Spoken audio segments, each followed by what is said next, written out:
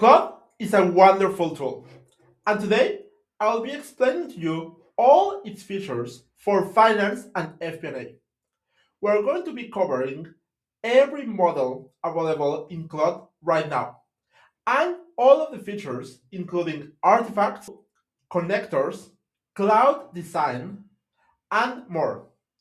Stay until the end of this video because I'll be showing you every prompt and every guide that I have on Claude for FP&A and finance. So let's start. Now, the very first thing that I want to tell you is that I created a Claude guide for you, especially for finance and FP&A. It looks like this, and I'll be sharing it in the description below. On it, you will have available as well different datasets and prompts that we will be using throughout the video. Now, we're going to be starting with the different Claude models as for today, 26th of April of 2026. Right now, there are three main models. In the web application, how you switch the models is by going here, and then you can select the three main models there, or even select the previous models. So as you can see, the latest model as for today is Opus 4.7, but you can also select here 4.6. Same thing with Sonnet. Now, when to use which model? Well, for that, we will go to the guide. So imagine that you have something very quick that you want to do.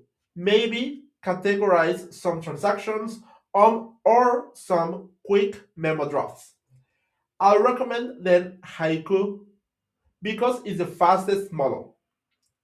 Now, if you want something really complex, like forecasting or M&A strategic planning, then I will recommend you to switch to Opus 4.7.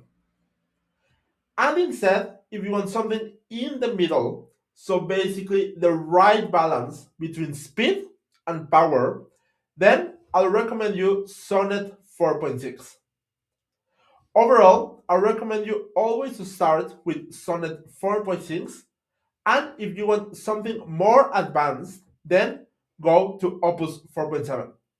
And just in case to do very quick things, then do Haiku. Now, in here, I give you some prompts. Because one thing to note is that you can always prompt the same prompt in two different windows and then see the different approach. And that's exactly what we're going to be doing now.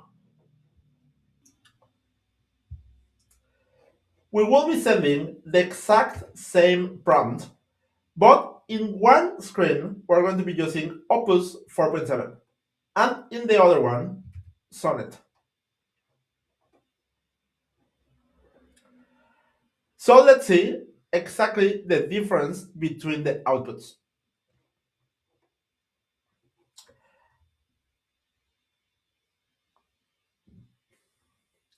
Now, as you see, both of them are working right now. In one, it's inspecting the uploaded P&L dataset first, and in the other one, it already said that, okay, I have all the data, so I'm building a comprehensive CFO dashboard. Now, I'll be fast forwarding and show you the result of both prompts. Okay, so both are done. Now, in the right, we have Sonnet 4.6. For Sonnet, it identified our dataset and then created this dashboard.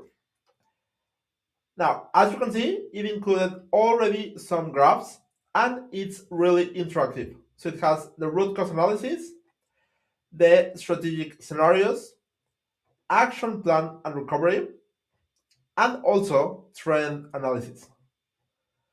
And then below, it has some CFO level analysis, as it says there. Not bad. So now, what about Opus 4.7? Now, That one takes a little bit longer. But what is the benefit? Well, the first thing is that it told us that some part of the dataset is actually telling us a different story than the prompt is framing. So it actually checked the data, which is quite good. In there, as you said, it says that the premise check, the brief doesn't match the P&L. And that's exactly what we wanted to check if the model will understand or not. It then do a root cause diagnostic about what is really happening, and then three strategic responses. Now, if you want to do a dashboard, Opus 4.7 can also do it.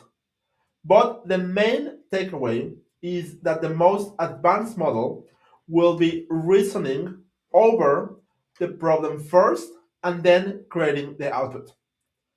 And Sonnet 4.6, then it will be only creating the output itself. Now, let's move to the next stage. This part is all about artifacts. Now, think of artifacts as small mini apps or outputs that Claude is creating for you. It goes beyond conversation into actual either mini applications, dashboards, Excel files, or PowerPoint presentations. Let me show you exactly what I mean.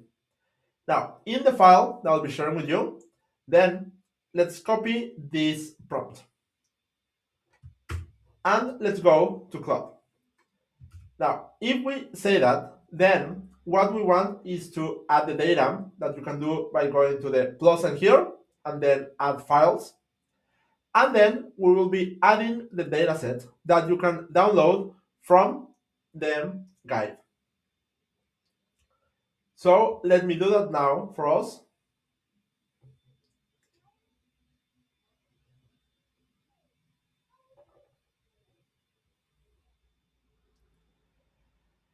And then in here, we will be sending the prompt.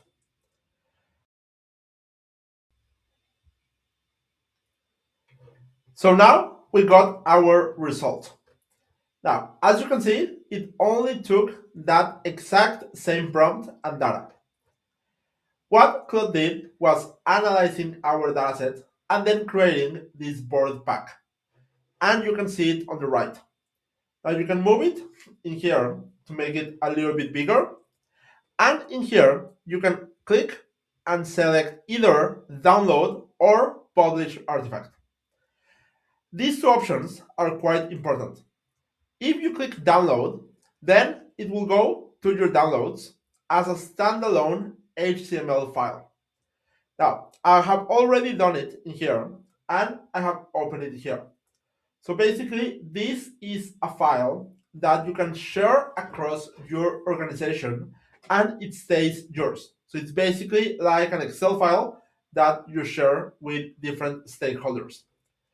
But one of the benefits in here is that it's interactive. So every time that you hover over different things, then things switch as well. Now, what's the other option? So basically, you can also publish artifact. When you click that, one of the main things to note is that this will make it accessible to anyone on the internet unless you have a Teams or Enterprise account. So you can do it if you are testing it with the dataset that I'm giving you just because it's synthetic data. So you do not mind if the data is around in the internet because it's the one that I'm giving to you. So if you do this, then you click here, publish and copy link, and then this artifact will be now public. Everyone with this link then can go ahead and go and copy here in a browser and see it in their computers. Again, to reiterate, if you do this then it will be available for everyone in the internet. So for this example, it's completely okay since it's my dataset, but I don't recommend it for your datasets. Now, one of the other advantages of artifacts is that you can customize them. So if you can send this link to someone else, for example, with again my data, then they can click on customize, and then it will redirect them to a Claude conversation of them, and then can change different things, as you can see here. So they can change the topic, update the style, make it personal, and so on and so on. Now, this is artifacts for dashboards, but you can do the same thing to get also downloadable Excel files or downloadable PowerPoint presentations. You only need to tell it after this prompt that we're doing here, like, okay, now get me a downloadable Excel file with graphs and formulas for this. So I'll be sending this also in this conversation, and I'll fast forward to show you the results. So now, as you can see, Claude built a downloadable Excel file that you can see here. Now, you can already go ahead and see the different tabs within the Excel, or what you can do is click here and then download it to your computer and then watch it live. Now, the benefit of this Excel file is that all formulas will be Excel native. And also, all the different graphs will be Excel native as well. Now, let's continue to the next part of the guide. The next part of the guide are skills. Now, think about skills like a saved set of instructions that you give to Claude once, and then it knows exactly how your ways of working in finance and FP&A go. So I give you here some prompts already, but let me show you how they work. So you would go to Claude, and then you will go to customize. That is in the left pane. Then you will see skills and then connectors, which is our next topic. Now you click on skills, and then you will see your personal skills already here. Some of them, maybe you don't have any, and that's okay. And then you will see this plus sign. Now, when you click plus, then you can either browse skills already pre-made by Anthropic or create a new skill. If you click on create a new skill, then you either upload a skill that someone gave you, write the instructions, or create with Claude. I recommend you to start create with Claude and test with these prompts. And then whenever you have a skill, this will be a repeatable way that Claude will work when you prompt it with a specific phrase. In a way, whenever we are creating all of the artifacts or even the skills, it's because of these skills. So one of the skills that Anthropic added was the skill creator. So basically, in order to create these skills, then you are using this skill. So this is how it looks like. This is basically like a file where it has a lot of different instructions in order to produce the output that is needed. In this case, again, a skill. And as you see here, there's a lot of different either assets or agents that you can also add in your skill. Now, what's the next one? So let's go to connectors. Connectors, it's in the same area in Customize, and then you click there.